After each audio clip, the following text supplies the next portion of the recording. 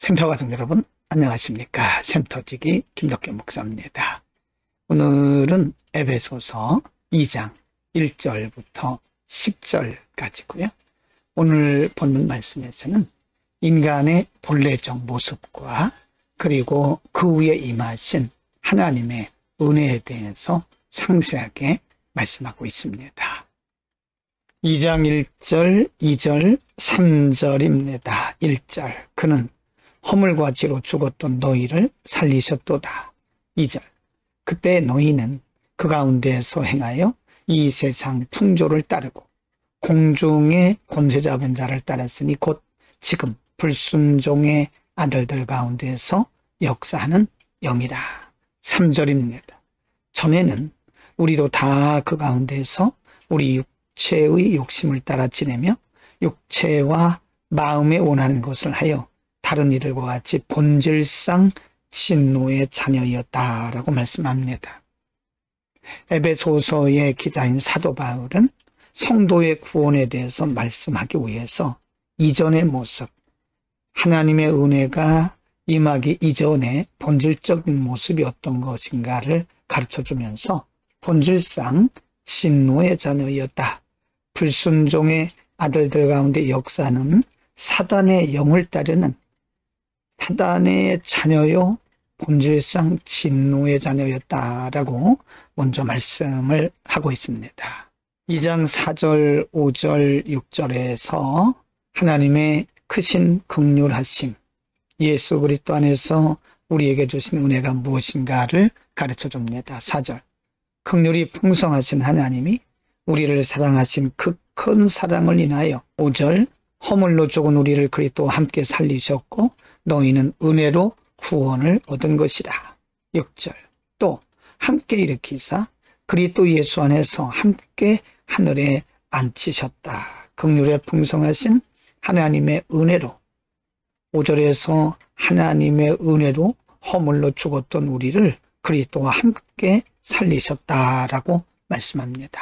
2장 7절부터 10절에서는 구원의 근본, 구원의 본질이 뭐냐, 근원에 대해서 말씀을 하고 있습니다. 7절, 이는 그리스도 예수 안에서 우리에게 자비하심으로써 그 은혜의 지극히 풍성함을 오는 여러 세대에 나타내려 하심이라. 8절, 너희는 그 은혜에 의하여 믿음으로 말미암아 구원을 받았으니 이것은 너희에게서 난 것이 아니요 하나님의 선물이라. 9절, 행위에서 난 것이 아니니 이는 누구든지 자랑하지 못하게 하려 함이라. 10절입니다.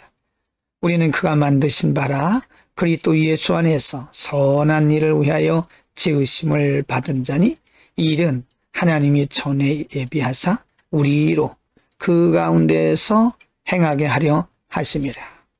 하나님께서 인간을 구원하신 구원의 근원, 수단은 철저하게 하나님의 전적인 은혜라고 말씀합니다.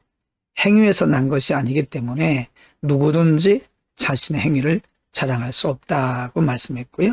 10절에서는 이렇게 하나님의 은혜로 구원받은 우리들의 삶의 목적이 무엇이냐? 바로 하나님을 높이는 것이다. 예수 안에서 선한 일을 위하여 지으심을 받았다. 이 선이라고 하는 것은 윤리적 선을 말하시는 게 아니고요.